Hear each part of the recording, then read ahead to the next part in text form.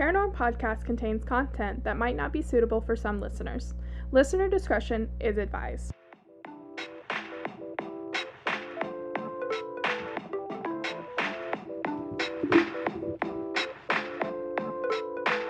This is Paranorm Podcast. Hello, everybody. Welcome back to Paranorm, the podcast where we chat about all things true crime and paranormal, or anything that really interests me at the moment. I'm Emily. And I'm Sierra. And this week, I'm interested in the one and only Stanley Hotel. And Sierra's staring at me. Do you know what that is? Did they go there? Is that where, the guy, keeps them in rooms? Is it in England? No. Okay, then no, I don't know. I don't know what you're talking about. Now I'm confused. No, this... I'll tell you about it later. Please. Okay, so this is the hotel that inspired my favorite movie, a little film called The Shining.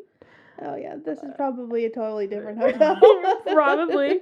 But yeah, so before we get into all of the fun stuff, how are you this fine evening? I am tired, and yet not nearly as tired as I'm gonna be in a few days. So in a few days, over the next few days. Oh yeah, because school's starting back for you. Yes. Well, not for you personally, but for where you work, school is starting back. I am not going to school, but other people are coming to the school where I work. Yeah, I feel like we're going to trade our tiredness, because right now I'm just exhausted from this weekend. Yeah, I mean, any weekend that starts off with 24 shots into the head is a weekend that I'm over. Yeah. I know I said that on Patreon, but I didn't say it here, and that's not a joke. Unfortunately, no. No, a little thing called Botox into my head, 24 shots for migraines, and honestly, I keep telling Sierra this, how the hell do people do that for fun? Get Botox for funsies, because no, ain't happening. Well, now you know. Now I know. Now I know that I can't lift my eyebrows. Oh, it's officially taken effect, because this is as far up as I can move my eyebrows. You guys obviously can't see. You can see that she's trying to move them. But the actual movement is very minimal. It's very, and it feels like they're moving a lot, but they're not moving. They're not budging. No. So we have set up our podcast room / house for spooky season, aka my favorite season. Oh, I was gonna ask you, what is your favorite holiday? Because you obviously know what mine is. Yeah, yours is Halloween. Yes. Do you have a favorite? No, not really. Just celebrating the holiday is fun. Yeah, I don't have one that's that I really, really look forward to. Yeah. Above the other ones. Yeah. I just like them all. Yeah. I definitely get thrilled for Halloween. I mean, it's August something. 16th. Sure, we'll go with that. Okay, sounds good. And I've already decorated for fall / Halloween. I mean, we haven't gotten our full Halloween decorations yet, because we need some spooky stuff, but I am staring at a wine glass right now that has a skeleton holding it up. So, yeah, it's definitely feeling like fall, even though it's not feeling like fall outside. Although this morning, that strong 62 was nice. Yeah. That was actually perfect. Well, we're here, we're tired. But we're fine at the same time. We're fine. We're tired, but other than that, we're making it. Yeah. I made pot stickers with the help of Sierra this evening for dinner, and I'm literally I'm thinking about going in there and eating more. And then Sierra made... Okay, yours are in the white bowl. The white AKA, bowl. don't eat the ones I have for lunch tomorrow. No, and Sierra made my favorite type of cake, which is that of a 6-year-old's funfetti, because I love birthday cake things. Mm-hmm. Birthday cake ice cream is my fave, all of that stuff. So yeah, I'm just thinking about that and how fast we can get this over with. So let's start getting into it. Yeah, exactly. and how far away my bed is. So, all right, here we go. All right. Before I get into the actual story, let me let y'all know where I got some of this stuff from. All of it will be posted onto the blog, so like all my sources always are always on the blog. But I got them. Well then, Max. You know what she's sniffing right now, right? What is she sniffing? The wall. Okay, I didn't know if there was something else all down there that I was missing. Sniffing the wall. Well, at least it's not lead paint, so there's that. That we know of. I did have to sign that in our rental agreement. That since it's before 1973, we may or may not be exposed to asbestos and lead paint. Anyway, I don't have the brain power to think about that right now. Okay, so that really loud huffing noise before my cackling was Maggie sniffing the wall very intently for no fucking reason at all. Anyway, back to my fucking sources, who are wonderful, and I appreciate every single one of you.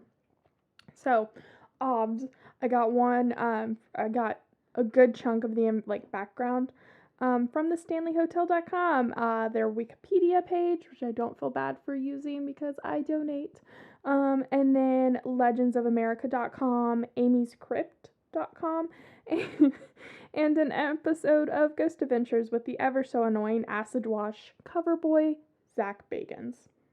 So, that is where I got it. You've seen Ghost Adventures, right?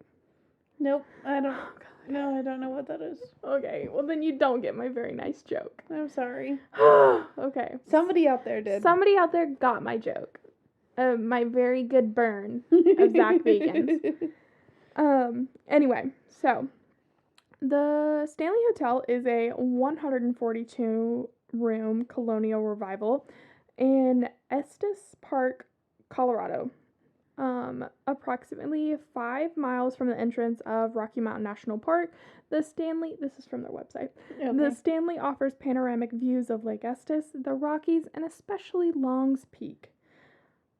So, sounds beautiful, doesn't it? It sounds like someplace I would want to go normally. Yeah, after I tell you this, we're probably not going to want to go, but I really want to go now. So. Okay. Strap in, guys. Basically. In 1903, a Yankee steam power car inventor, Freeland Oscar Stanley, was stricken with a life-threatening resurgence of tuberculosis. Dun dun. We need the sound effects.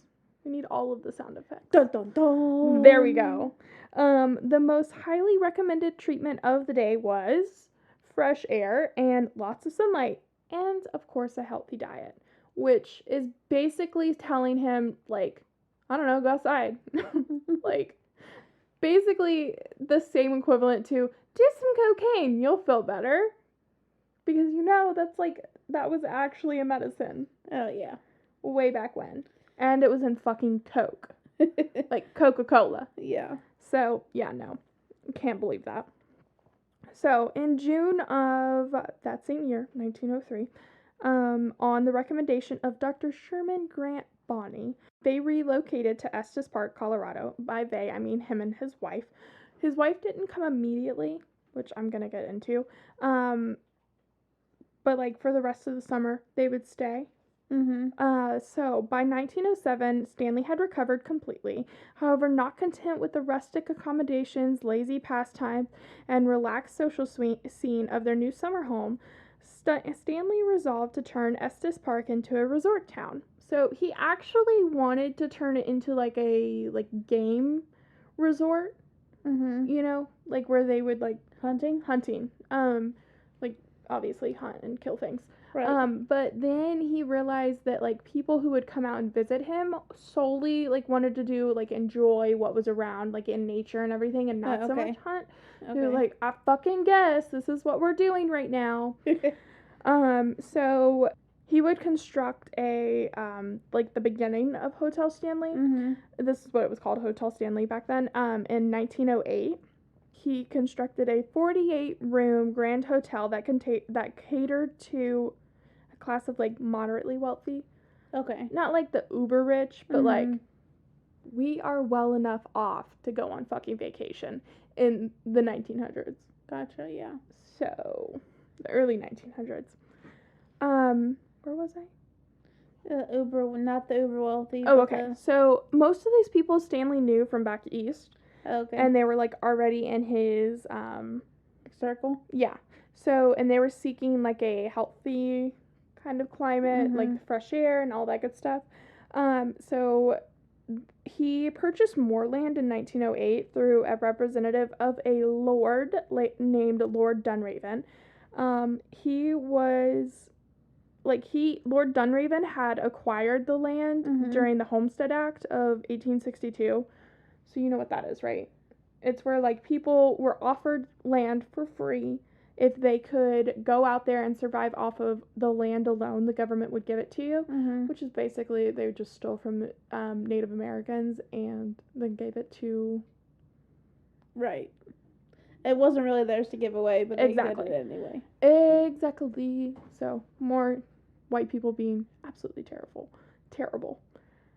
But Dunraven claimed 15,000 acres. Holy cow. Yeah, of the Estes Valley.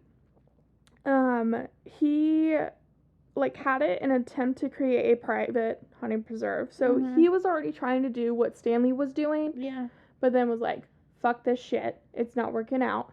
So, this purchase made him one of the largest foreign holders of American land because Lord Dunraven was an Anglo-Irish dude. Okay. So, I mean, with a name like Lord Dunraven, you don't really expect him to be American, but... I mean, we all came from somewhere.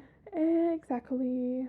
So, Dunraven was the largest foreign landowner in America at the time, which made him slightly unpopular with local ranchers and farmers. Dunraven left the area because of such, for the last time in 1884, relegating the ranch to management and, like an overseer, like a ranch hand. So Dunraven's presence in Colorado had become so well known in the United States that his situation was parodied in Charles King's novel Dunraven Ranch, as well as James Missioner's Sentinel in 1974.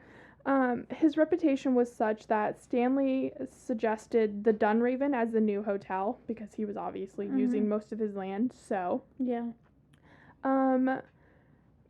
But 180 people signed a buckskin petition requesting that he name it for himself instead. So that is like how much these people despised this dude. Wow. Yeah. So the main hotel and the concert hall were completed in 1909, and then the manor, which is another little separate place, was completed in 1910. So if this gives you any indication, this place was fucking massive, which I'm going to post pictures on the blog of how big this place is. Yeah. And I will, when we're done, I'll show you the pictures. Okay. Because it's fucking huge. Like, I can't even describe to you how big this place looks. And if it looks this big in pictures, yeah, like it's probably like even bigger in person. Yeah. Which obviously it's bigger in person, but like, you know what I mean. But it just, like, for something of that time, though. Yes, exactly. Which, like, to bring guests from the nearest train depot into the foothills of the town of Lyons, Colorado, Stanley, because remember I told you he was a car dude, like a car inventor. Stanley's car company produced a fleet of specially designated steam-powered vehicles called mountain wagons, which would seat like multiple passengers. Stanley operated the hotel almost as a pastime. So, like, you know, this is what I do in my spare time, and creating automobiles is what I do in my for your regular day to day. Okay. So he once remarked that he spent more money than he made each summer. Whoa. Yeah. One of the reasons this place was so remarkable and probably so fucking expensive for Stanley, was upon opening, the hotel was alleged to be one of the few in the world powered entirely by electricity. So, whoa. Yeah. However, the lack of available power induced the installation of auxiliary gas lighting, Yeah. On June 25th in 1911, it caused a gas leak that led to an explosion of, it was started in, room 217, and then, it, destroyed the second floor, and it almost killed a chambermaid named Elizabeth Wilson. She ultimately recovered and returned to her job, which, fuck that shit, I'd be suing. I don't think they really had that back then. Probably not, but, I mean, they did maybe blackmail was a very real thing. You know? I mean, she's a chambermaid. She probably doesn't have that much money, so. Anyway, she didn't die. There's, a lot of people out there who, say that she died. She did not. She lived a very long, happy life and even went back to work. So, Stanley ended up selling his hotel to a private company, to be incorporated for the sole purpose of running it, running it as a hotel. That venture failed, and in 1929, Stanley purchased his property out of foreclosure, selling it again in 1930 to fellow automobile and hotel whiz. Connoisseur? Yes, that's the word I was looking for. Roe Emery of Denver, which sounds like a, bougie as fuck name. Of Denver. Emily of Charlotte.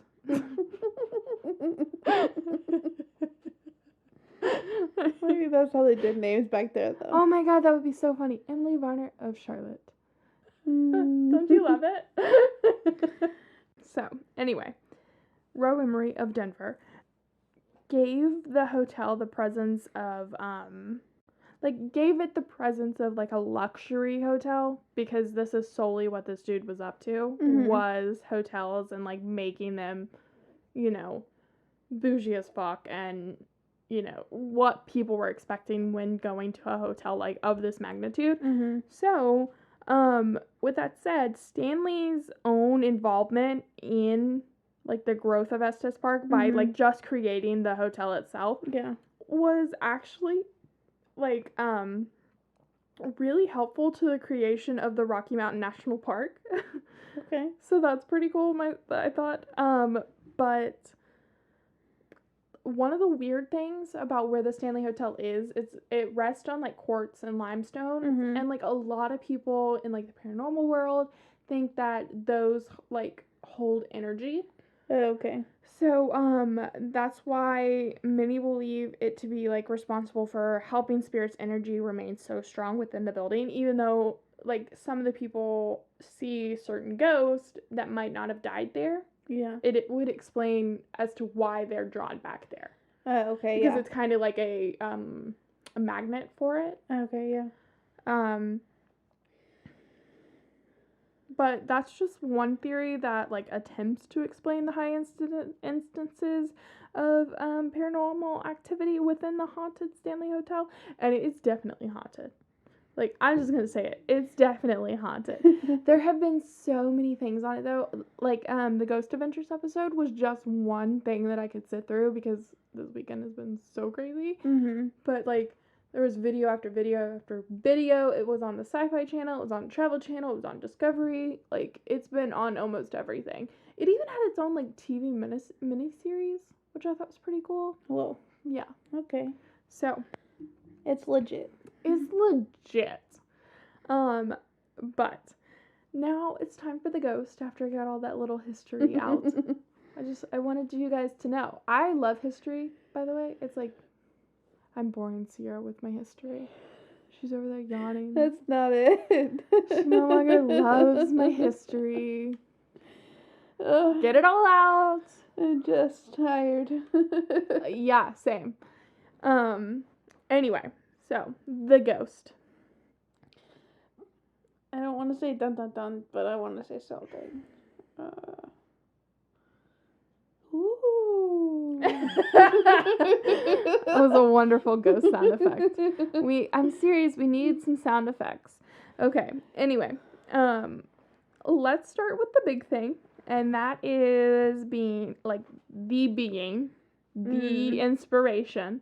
Okay. It's the Stanley's Hotel's most famous and most requested room, without a fucking doubt, is room 217. Of course. Yeah. It gained notoriety after my favorite writer, Stephen King spent the night with his wife at the Stanley Hotel back in 1974. Honestly, didn't even know he was married. What? I thought he was like a single guy, just like... No! Okay, anyway. Sorry. I apologize, I did not realize that. Okay. I don't know, he just seems like a single guy. Really? Because I just think he seems like a nice grandpa. Anyway. Sorry. It's okay. Okay. He and his wife stayed in... Sure, in 1974, which is, I think, the year... Yeah, it's the year Wendy was born. Oh. My other mama. So... Well, now you're just giving away her age. Yeah. She's proud of her age. Okay. It's my dad, however, is not. He's 11 years older than her. We have to tell everybody that. Because he's really, really, really old, and he's gonna actually murder me when he hears this, so... If he doesn't listen to it, then he can't hear it. I mean, he's been listening to him, so I was kind of proud of him, because he's been listening. I mean, he's not our number one fan, like my mom is. Or Emily, sorry. You guys are going to have to compete for that title. Well, you get one and I get one. Okay. Remember? Yeah, that's true. We discussed this already. Yeah. Anyway. I love how sidetracked we get. It brings me joy. Hi, Emily. Hello, mother. So they were assigned this room. Mm-hmm. This night would forever change the image of the hotel, which is kind of just my favorite little sentence. King and his wife arrived just before the hotel shut down for the winter months, because it used to do that. Because, the winter months, there's no fucking point in staying open. Yeah. But were luckily able to spend the night. They were placed in the presidential suite, aka room 217. What? I thought it was on second floor. Is it only 2 floors? No, it's 4 floors. Oh, okay. I thought you put all the fancy ones at the top. I don't know, to be honest with you. That would make more sense, but I'm pretty sure it was the presidential suite, because I've read that on, like, multiple places. So maybe they just have a wonky setup. Maybe because, like, they added on later. Mm-hmm. There's different size rooms on each floor level. Could be. I don't really know. Anyway, off topic again. So, being the only room left with, like, clean bed sheets, that's where they were put. Oh, okay. Since the hotel was in the process of shutting down, like I said, there were no other guests checked in, which is fucking spooky as hell already. I would fucking love that. Wait, so there's no other guests checked in, and all of the rooms are dirty? Well, like, they're not dirty per se. They just don't have sheets. Oh, okay. Because, when they, like, shut down, they take the sheets off, and... That's just the last room they hadn't done it yet. Yeah, pretty much. Okay. And, like, staff might be staying in some of the rooms, because, like, a lot of, like the, what's it called? Like, the part-time employees, like, the summer months employees for hotels seasonal? Like that. Yeah, that's the word. Seasonal. They tend to stay on, till the end of the season. Like camp counselors. So, there were no other guests checked in, and the Kings had the entire hotel to themselves. Stephen King spent a great deal of time drinking whiskey at the Stanley's famous bar, before taking a walk to explore the hotel and retreating to his room. Okay, so now when I say the Stanley's bar, anybody who's seen The Shining knows what this bar looks like, and just like I have one mental picture, and that is Jack Nicholson sitting at this bar talking to the bartender, and literally every single time I've read that sentence today, it's just all that I picture, so I just want to see the actual bar in person and have a drink. That's all. Just a nice glass of rosé. So, after he retreated to his room, he reportedly, we don't know 110%, ran into 2 children on the 4th floor because, he was around exploring all that fun stuff. Mm-hmm. A sight he thought was strange since there were no other guests at the hotel. He was to soon find out after these children, they did not belong to any staff members working on the premises. And then after, this was before he retired to his room. Obviously, he's not in his room running into these 2 children because that would be creepy as fuck. That would already be another level creepy. So after retiring to his room and falling asleep, King has a dramatic dream which caused him to wake up in a fright. And he noticed a fire hose in the hallway just before entering his room and dreamt that his young son was entangled in this fire hose and strangled to death by this hose. Jeez. Yeah. So I could not imagine. Like, no. No, thank you. After waking up and feeling quite spooked, King got up for a cigarette, and by the time he had finished that cigarette, he had the story for the best-selling and now movie, The Shining, fleshed out in his head. Okay, so he had the entire Shining movie book fleshed out in his head. And room 217, was, I don't know if they used that same number in the movie, I can't remember, but like that specific room at the hotel is now like a special room. Like anybody, like if you want to stay in that room, you have to book it a little bit far out in advance. Mm-hmm. Because obvious reasons people are wanting to stay there. Mm-hmm. So we know from what I said earlier that room 217 is where Elizabeth Wilson had the explosion. So, like I said, she lived a very long life until 1926. But many people think that, like, she comes back to the hotel, like her spirit's drawn back to the hotel, because guests have reported that their belongings will be unpacked during their stays in this room. Objects will be moved around on their own, and disembodied voice of a woman can be heard singing during the night. Some have also claimed to see an apparition of Elizabeth walking through the walls of room 217. No, thank you. So you don't want to stay there? You don't want to stay in room 217? You can have it. I'll get a different one. Okay, I guess that's fine. So, in the same room, Mr. Stanley has been sighted all throughout. Like, you cannot be falling asleep right now. I'm not. You are. I'm not. Your eyes are like, those candles Mr. are Stanley. of Stanley steamers. No. That's what his car company was called, Stanley Steamers. I'm not fucking with you right now. It was really called that. So the carpet cleaner people stole it. I guess, I don't know, but his cars were steam I get powered. you. Yeah, I'm so with Stanley Steamers. I understand. I'm tracking. I like how you said no, as if I don't know what I'm talking about. I did. I forgot about the cars for a second. Because you're falling asleep. Well, it's Max's fault. Because she pissed on everything? Because she was moving too much. Oh my god. Oh. Also, she had me trapped against the wall. What? When? Last night. Oh no. Oh my god. It was like pushed all the way up against the wall. It was just like... No. Yeah. So, when I'm not here, I had an overnight last night, which is one of the reasons... Yeah, just yawn through my sentences. God. No. Sorry. Not intentional. Anyway, I had an overnight last night, which means I go to a client's house and I spend the night.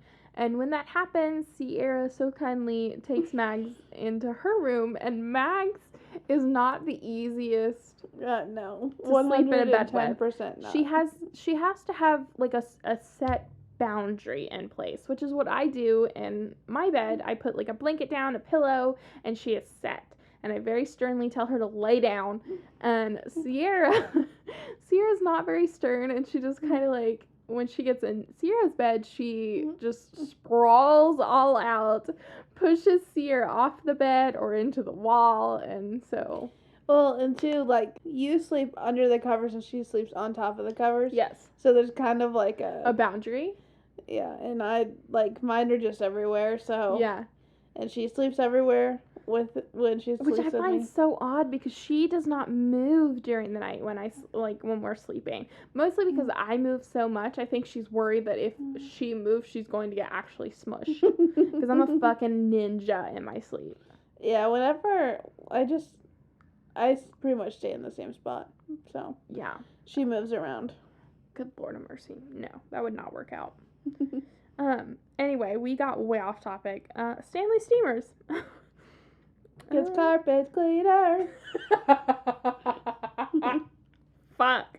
Okay. Anyway, Mr. Stanley has been sighted throughout most of the hotel, but he's seen a lot on the 4th floor and room 217. Mr. Stanley's wife, Flora, was an avid musician during her life, and some say she continues her hobby of playing the piano at the hotel. Phantom sounds of piano music when nobody is around have been reported from both the music room and the concert hall. A favorite spot for capturing apparitions within photos is the grand staircase of the Stanley Hotel, which proudly greets, like, guests when they walk in. And they are not fucking around when they say grand staircase because it's beautiful. Oh, man. Like, beautiful. I love a good staircase. I know you do. So, the 4th floor is said to be the most haunted in the Stanley Hotel. Oh. Which, this area was once, like, maids' quarters / like, where nannies were. Oh, okay.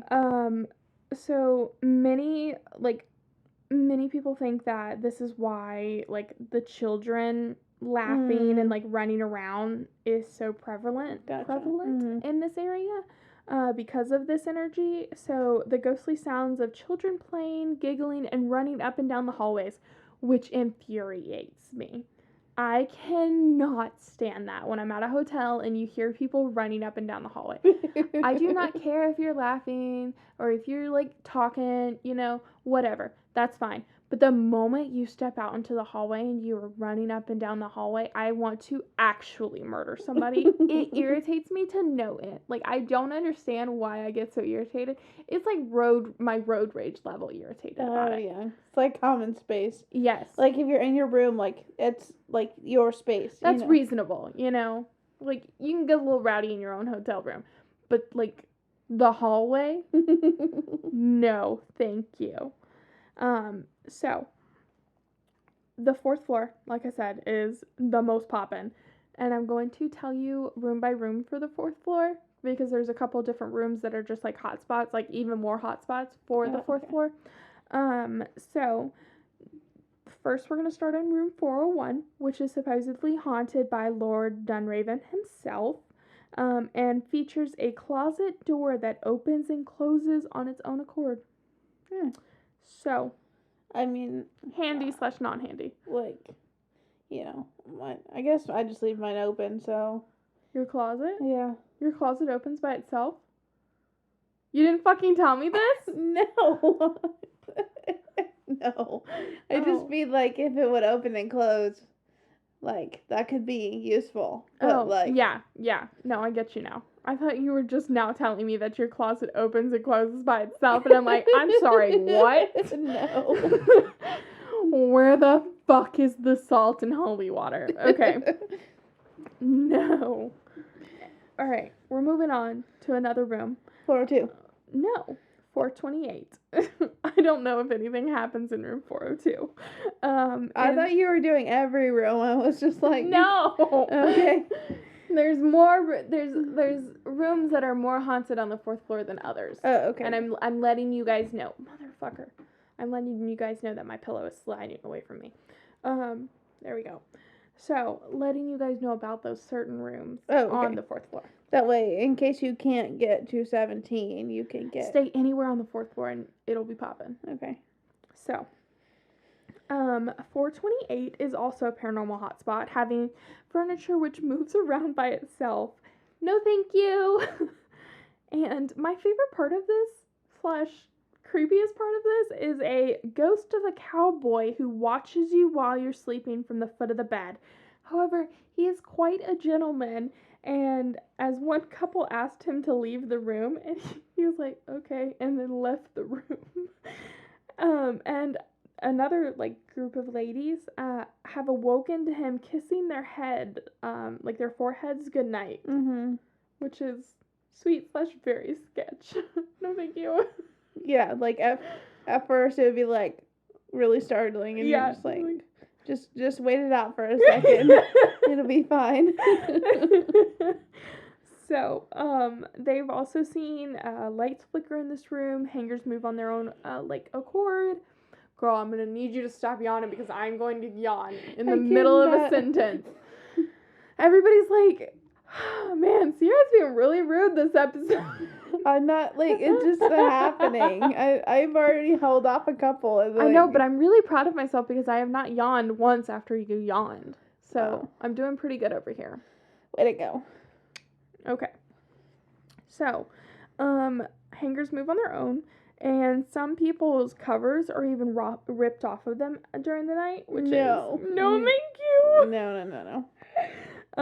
A 4-year-old girl stayed in this room a few years back and told her mother that in the morning that a young boy had... Okay, no, sorry. That was a jumbled fucking mess. Here we go. A 4-year-old girl stayed in this room a few years back and told her mother that, next morning... I can hear that. That next morning, that a young boy had tickled her in the night. And... Oh my gosh. Yeah. She had asked him to stop, and he left. So, I mean, consent, I guess. No means no, and he left, I guess. I don't know. But that's still so creepy. I do not want that happening at all. So now we're going to go down the hall again to room 407, where there seems to be another friendly ghost. A little boy once stayed in the room and kept kicking his covers off, and every time he did, the ghost would tuck him back in. Aww. Right? That's the room I want. The one with the nice ghost. Not the creepy cowboy who gives me kisses. No, thank you. Not the one where you get the covers ripped off of you. Yeah, no. I would take the cowboy over that. Oh, God, yeah. Hell fucking yeah. Excuse me, guys. I have to take a sip of my Diet Coke. Okay, so next room is 413. There have been several guests who reported seeing a man sitting on the corner of the room, in the corner of the room, in an old-fashioned suit that doesn't fit with today's style, obviously, if it's old-fashioned. Other reports have been made that the man's face is a blue ball resting outside of the room. So, the man's face is, in a blue ball, kind of at the window. Oh. Does that make sense? Circle kind of thing. Okay. If there's somebody standing outside of our window right now, there would just be, a blue light on his face. A circle. So, put his face in a circle. Yeah, make it blue. Like he's outside, and then put it on his body in the room. No, he's not in the room like that. He's outside the room like that. Oh, I thought he was in the room. No, people in the room say he's outside of the room like that. Oh, okay. We're doing really great. I thought... Okay.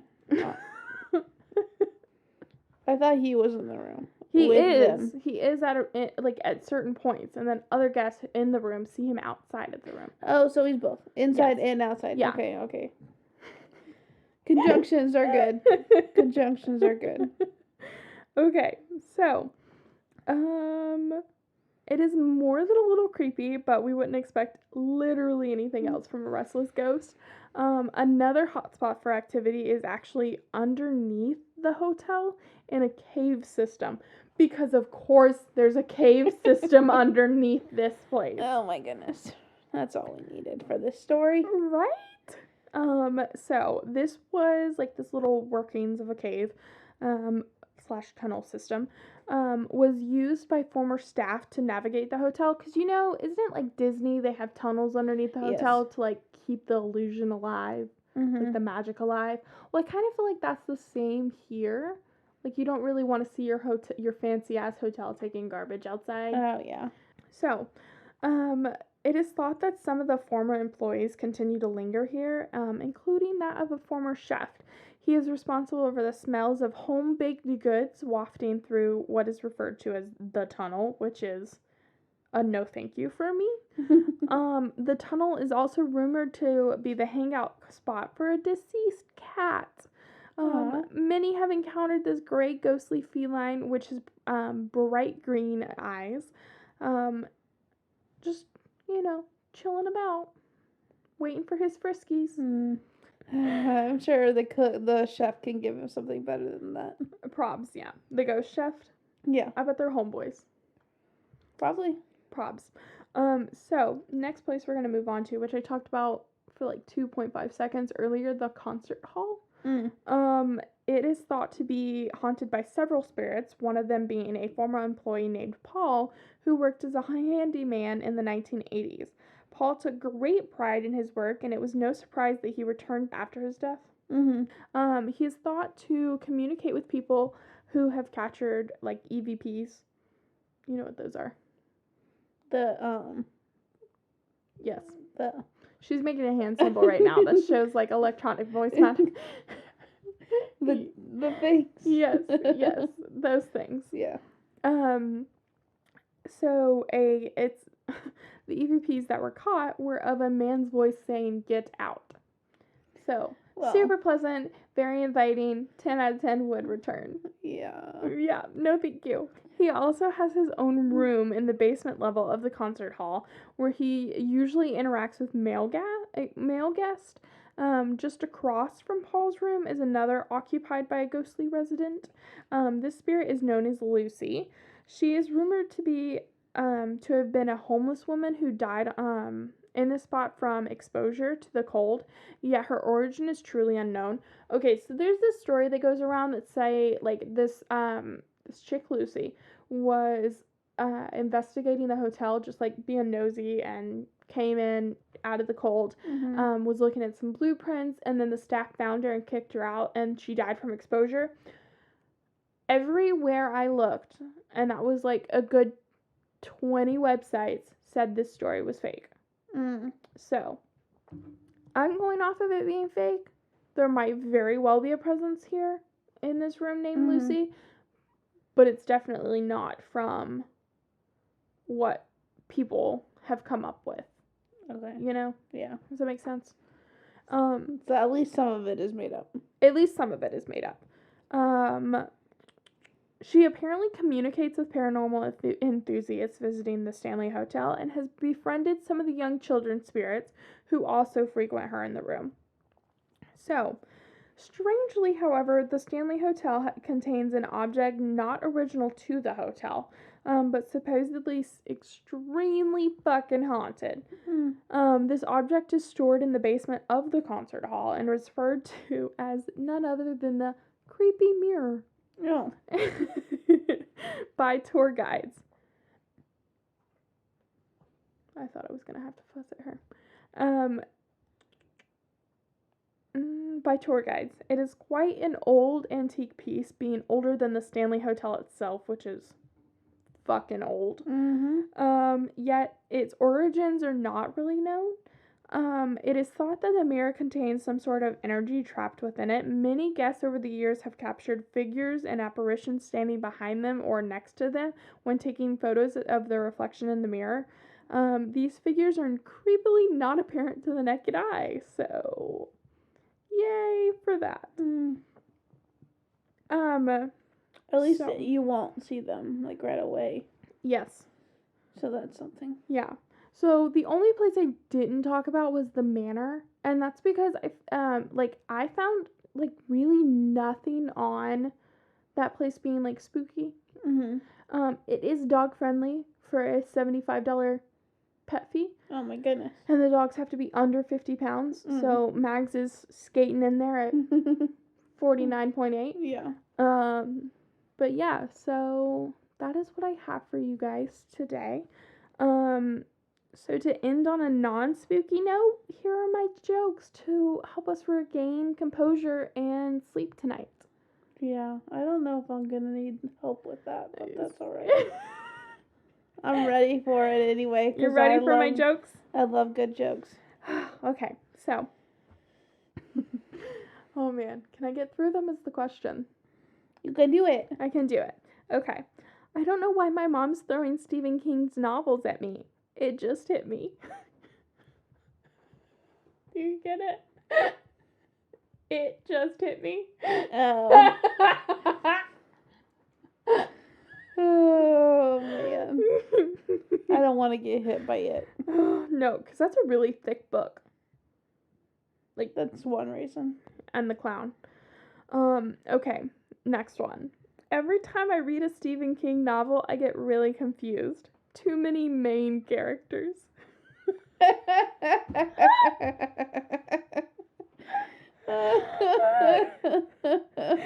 did get that one. Okay, last one. Probably my favorite one. I was walking home alone last night and decided to take a shortcut through the cemetery. Don't do it. 3 girls walked up to me and explained that they were scared to walk past the cemetery at night, so I agreed to let them walk along with me. I told them, I understand. I used to get freaked out too when I was alive. Oh my goodness. I wonder what that ghost haunts. The hotel. Probs. You know.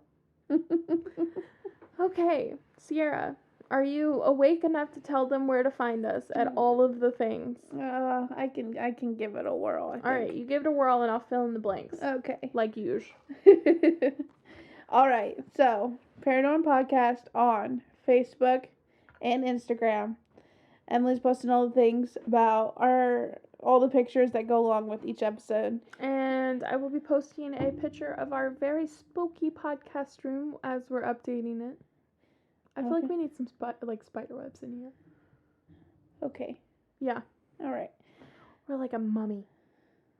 Okay, anyway. Okay, well, wait for updates on that part.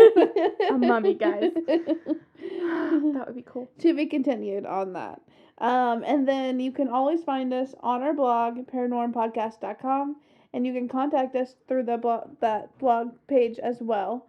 Or you can just send us an email, paranormpodcast@gmail.com. We would love to hear your stories, and if you have any suggestions.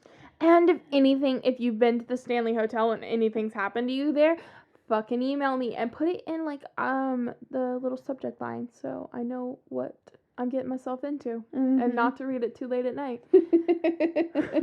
Give some forewarning. Please. Little disclaimer. Oh, man. Be kind to us, please. And of course, the fucking Patreon. Da-da-da. At Paranorm Podcast on Patreon, we have 3 wonderful tiers for you guys. And that is probably one of the best ways you guys can support us. Or just giving us a 5-star review on whatever podcasting app that you listen to us on. I know Apple does that, right?